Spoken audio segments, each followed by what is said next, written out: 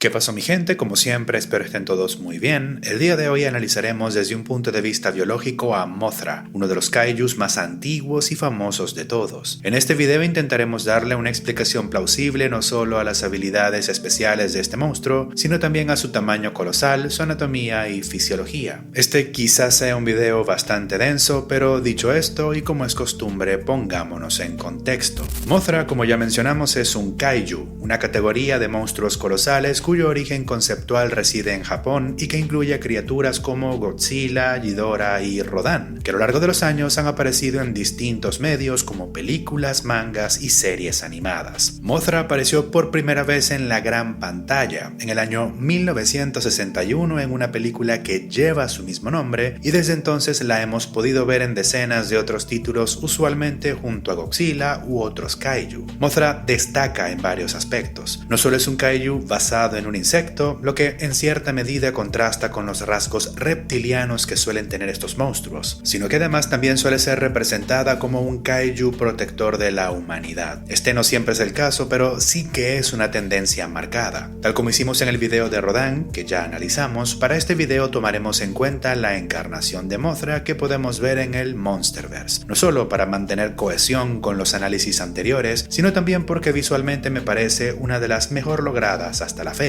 Dentro del Monsterverse, Mothra pertenece a una categoría de seres vivos conocidos como los titanes, de allí que su pseudonombre científico sea Titanus mossura. Los titanes son criaturas colosales provenientes de los ecosistemas ocultos bajo la corteza terrestre, que sirven al mismo tiempo como fuerzas de la naturaleza encarnadas, como protectores de los ecosistemas e incluso como dioses primigenios de múltiples civilizaciones. Dentro de este universo no se trata de simples animales sobredimensionados, sino que también son un elemento necesario para que el planeta Tierra se mantenga en equilibrio, y Mothra junto con Godzilla probablemente sean el mejor ejemplo de esto, pero de eso hablaremos más adelante. Ahora, desde un punto de vista anatómico y fisiológico, Mothra es evidentemente un insecto y, tal como su nombre sugiere, pertenece al orden de los lepidópteros, ese grupo de insectos que incluye a las mariposas y las polillas. En este sentido, Mothra tiene el conjunto de rasgos que podríamos esperar: un exoesqueleto o cutícula protectora, 6 patas articuladas, 2 pares de alas recubiertas de finas escamas, un par de antenas pectinadas o digamos plumosas que son características de las polillas, y desde luego Mothra también tiene un ciclo de vida holometábolo, es decir, que atraviesa una metamorfosis completa, atravesando las fases de huevo, oruga, crisálida y adulto, o mejor dicho, imago. Sin embargo, este kaiju también posee características que podríamos considerar atípicas o incluso únicas para un lepidóptero. Por ejemplo, Mothra no posee una probóscide, la clásica trompa que le permite a las mariposas y las polillas alimentarse del néctar de las flores, un rasgo que es casi universal entre los lepidópteros. Mothra, en contraste, cuenta con múltiples piezas bucales articuladas, un rasgo que, aunque raro, sí que existe en las mariposas más primitivas o basales, como aquellas que pertenecen a la familia Micropterigidae. Otro rasgo peculiar es el hecho de que Mothra conserva hileras funcionales en la adultez. Las hileras son los órganos encargados de la producción de la seda, una secreción proteica filamentosa que es usada para crear un capullo, el cual sirve de refugio a las orugas durante o incluso antes de la metamorfosis. En algunas especies de polillas, la seda que producen es incluso de relevancia económica para el hombre. Sin embargo, las hileras y por tanto la capacidad para producir seda casi invariablemente se pierden cuando el insecto alcanza la adultez, aunque este no parece ser el caso con Mothra. Pero dejando todo esto de lado, el rasgo más único y distintivo de esta criatura es sin ninguna duda su tamaño colosal, con cifras oficiales que indican una envergadura de aproximadamente 240 metros, unas 4 veces la envergadura del Boeing 747. Ya en el video del monstruo de Cloverfield explicamos distintas adaptaciones que serían necesarias para explicar un ser vivo de tamaño colosal, pero lo dicho en ese video es insuficiente para explicar la fisiología de Mothra por el sencillo hecho de que en este caso estamos hablando de un insecto, organismos que incluso en la vida real tienen serios problemas para alcanzar el tamaño de un mamífero o un reptil pequeño. Así que para poder elaborar una explicación biológica plausible para las dimensiones de Mothra, primero tenemos que saber qué es lo que limita el tamaño de los insectos. El primer factor, y probablemente el más importante también, es el hecho de que tanto el sistema respiratorio como el sistema circulatorio de estos pequeños animales está optimizado para funcionar a pequeña escala. Conforme estos animales se hacen más grandes, estos comienzan a tener problemas para hacer llegar oxígeno a sus tejidos, y es por esta razón que los insectos más grandes que ha habido nunca difícilmente superaban la marca de 1 metro. Dicho esto, comencemos con las limitaciones que impone el sistema respiratorio. Los insectos respiran a través de órganos tubulares conocidos como tráqueas, que se conectan con el aire ambiental a través de pequeños orificios llamados espiráculos, que pueden abrirse o cerrarse según sea necesario.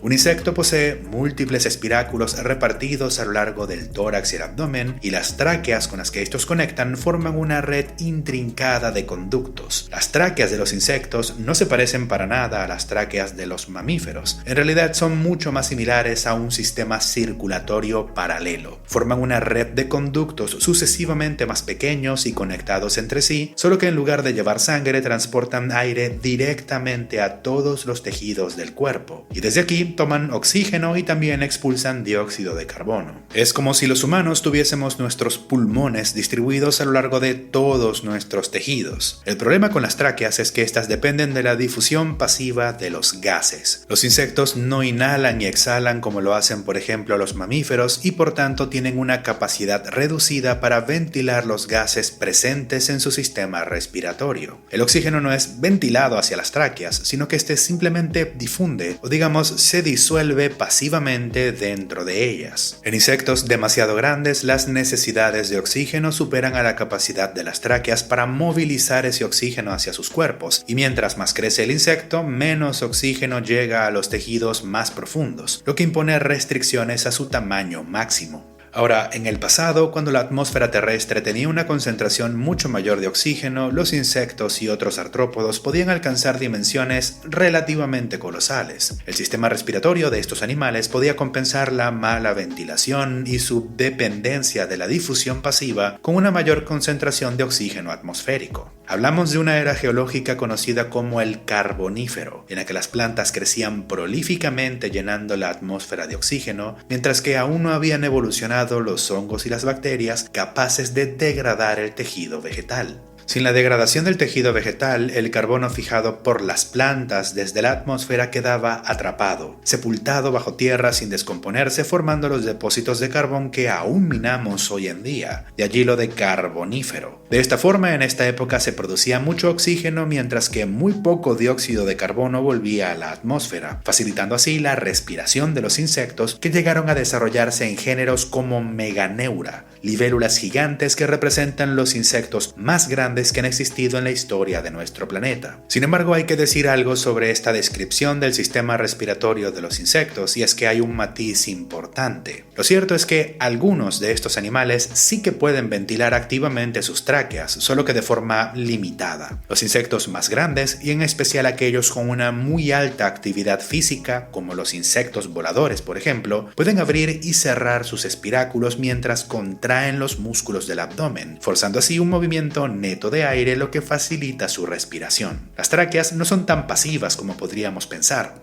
Mothra podría usar sistemas similares a este, pero mucho más desarrollados para maximizar el movimiento de aire desde y hacia las tráqueas. Estas podrían contraerse activamente en movimientos similares a la peristalsis, las contracciones musculares que mueven los alimentos a lo largo del tubo digestivo. Este movimiento pseudoperistáltico le permitiría establecer un flujo neto y constante de aire a lo largo de todo su sistema traqueal, superando así una de las limitaciones que tiene el sistema respiratorio de los insectos. Aún así, existe otro problema que habría que solucionar: la falta de superficie. La falta de superficie es en muchos aspectos una limitación central para el tamaño que puede tener una criatura, algo que explicamos al detalle en el video del monstruo de Cloverfield. Y es que existe un principio matemático llamado la ley cubo-cuadrática, que expresa cómo, conforme crece un cuerpo tridimensional, en este caso el cuerpo de Mothra, su volumen aumenta al cubo, mientras que su superficie solo crece al cuadrado. El intercambio de gases es un proceso que tiene lugar en la superficie del sistema sistema respiratorio. El tamaño colosal de Mothra haría que su sistema respiratorio sencillamente se quedase demasiado pequeño para toda su enorme anatomía. Pero una forma de sortear este problema sería a través del desarrollo de pliegues y microvellosidades, tal como vemos nuevamente en el intestino de muchos animales. Nuestros intestinos están recubiertos internamente no solo por múltiples pliegues, como los pliegues de Kerckring, sino también por pequeños procesos o estructuras que se asemejan a pelos. Son las microvellosidades intestinales cuyo fin es maximizar la superficie de estos órganos para absorber nutrientes y agua lo más rápida y eficientemente posible. Precisamente gracias a esto es que los intestinos poseen una textura aterciopelada en su superficie interna, pero más allá de las microvellosidades, cada una de las células que recubre el intestino por dentro también posee un borde en cepillo que incrementa aún más la superficie interna total del intestino. Mothra podría haber desarrollado tráqueas especializadas con una histología en principio similar a lo que acabamos de describir, con pliegues, microvellosidades o incluso tabiques que podrían sumarse a una estructura convoluta o enrollada sobre sí misma para así asegurar la máxima superficie de intercambio gaseoso en el menor espacio posible. Para resumir, Mothra escaparía de los límites del sistema respiratorio de los insectos a través de un sistema traqueal espiraliforme y lleno de microvellosidades o tabiques que además tendría la capacidad de generar peristalsis o contracciones rítmicas, maximizando la superficie de intercambio y permitiendo la ventilación activa. Estas tráqueas especializadas correrían a lo largo de todo el dorso de su cuerpo, tal como pueden ver en pantalla. Ahora, como mencionamos, los insectos tienen problemas para alcanzar grandes tamaños no solo debido a la estructura de su sistema respiratorio, sino también debido a su sistema circulatorio. Y el primer problema que surge es que la sangre de estos animales transporta muy mal el oxígeno. La sangre de los insectos, mejor conocida como hemolinfa, es un tejido fluido que, si bien transporta nutrientes, agua y electrolitos, tiene una muy limitada capacidad para distribuir oxígeno, y esto tiene sentido. Como ya explicamos, en estos animales el oxígeno es entregado directamente por las tráqueas a prácticamente todos los tejidos de forma directa. La hemolinfa de los insectos, por tanto, no tiene la necesidad de involucrarse de forma activa en el transporte de gases. Estos animales, salvo marcadas excepciones, no han evolucionado con un sistema de transporte y distribución de oxígeno en su circulación.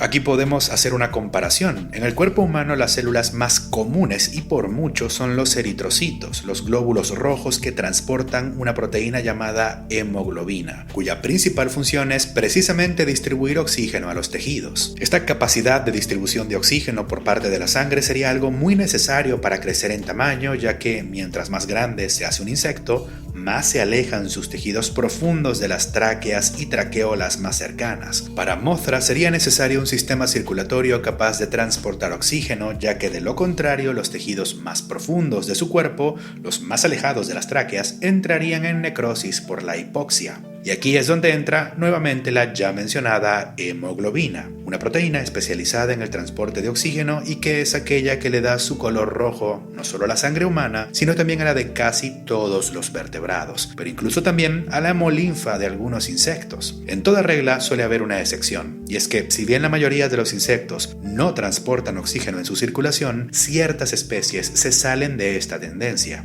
Hablamos específicamente de las larvas de los quironómidos, a veces conocidas como gusanos de sangre, precisamente por el color rojo intenso producto de la hemoglobina de sus cuerpos. Estas larvas viven entre los sedimentos del fondo de estanques y ríos, un entorno donde el oxígeno se hace extremadamente escaso, por lo que necesitan producir hemoglobina para fijar y transportar oxígeno en sus cuerpos. La producción de hemoglobina en insectos es por tanto algo que vemos en el mundo real y que podría estar presente en Mothra. De esta forma, este kaiju podría garantizar un suministro de oxígeno adecuado incluso en sus tejidos más profundos. Las tráqueas ya no tendrían que llegar a todos los rincones de su cuerpo y podrían dedicarse sencillamente a oxigenar la hemolinfa, especializándose en cumplir esta tarea, mientras que por su parte sería la hemolinfa la que llevaría oxígeno al resto de órganos y tejidos. En la práctica esto implicaría que Mothra debería tener sangre roja. No sé si este sea el caso, pero de no ser así podríamos recurrir a otra proteína similar a la hemoglobina, la hemocianina, que también es capaz de distribuir oxígeno, pero que suele ser de color verdoso o azulado. La hemocianina, de hecho, es muchísimo más común entre los invertebrados, pero curiosamente no hay insectos capaces de producir hemocianina funcional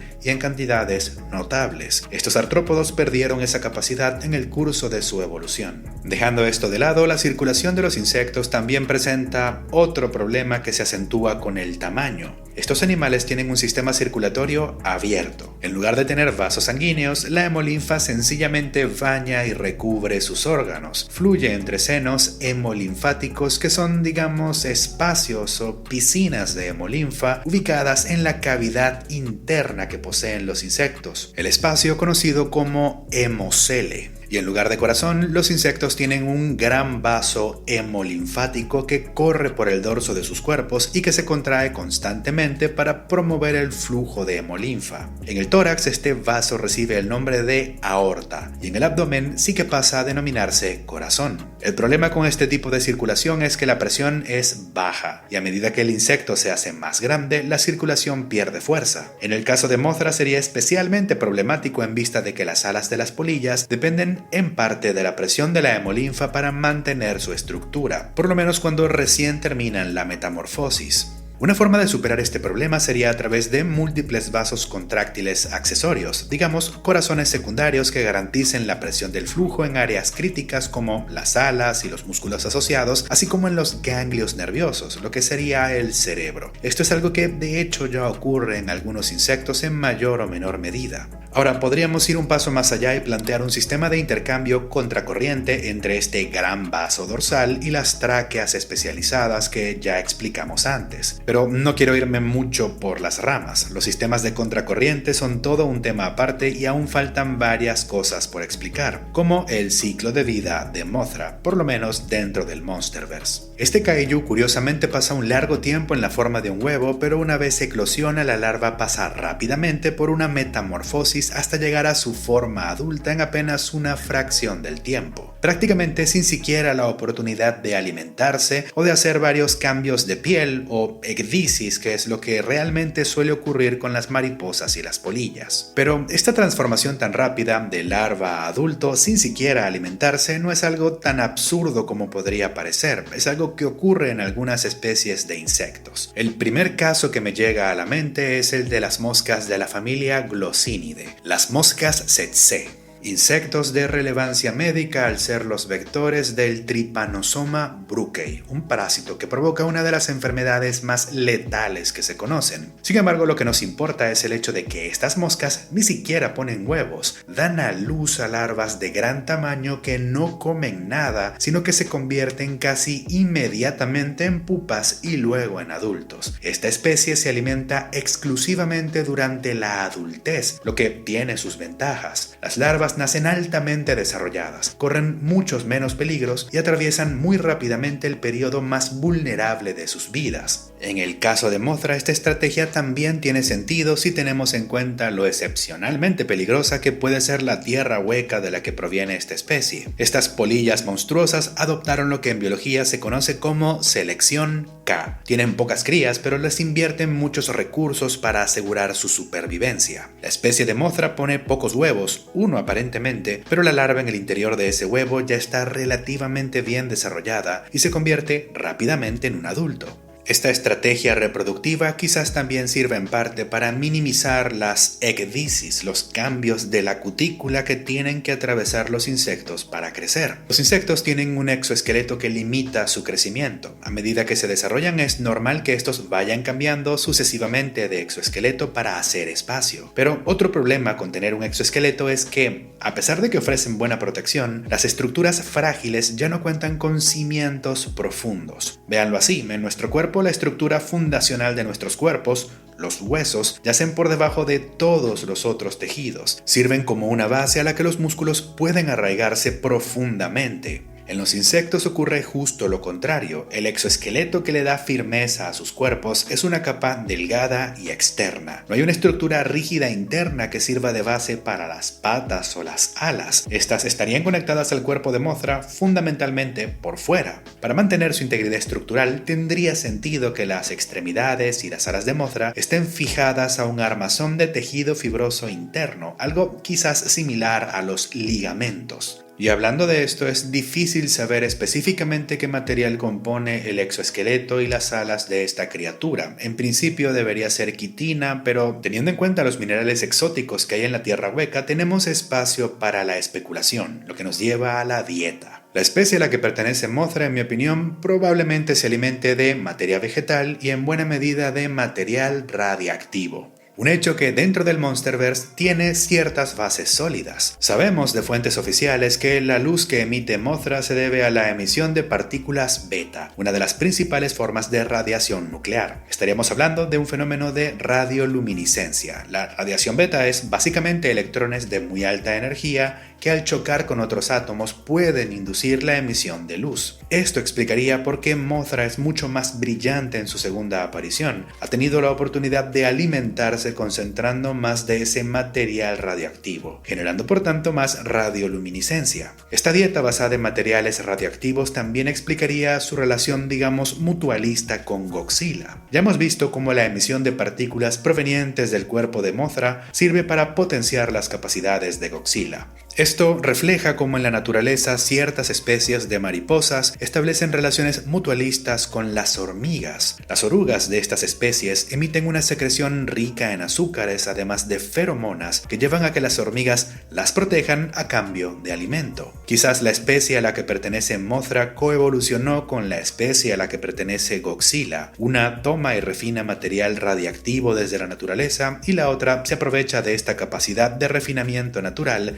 a cambio de protección. Probablemente podrían existir por separado, pero están mejor cuando cooperan, aunque es difícil saber hasta qué punto la evolución explica lo que podemos ver en los kaiju y en los titanes del Monsterverse. Muchachos, este video no solo ha quedado un poco largo, sino que también he debido internarme en un campo que no es mi especialidad. No soy entomólogo, pero sí que puedo dejarles las referencias bibliográficas en el comentario fijado. Si te gustó este video, considera apoyarme a través de Patreon o sencillamente dejando un comentario para alimentar al algoritmo. Dicho esto, yo me despido y nos vemos en el siguiente video.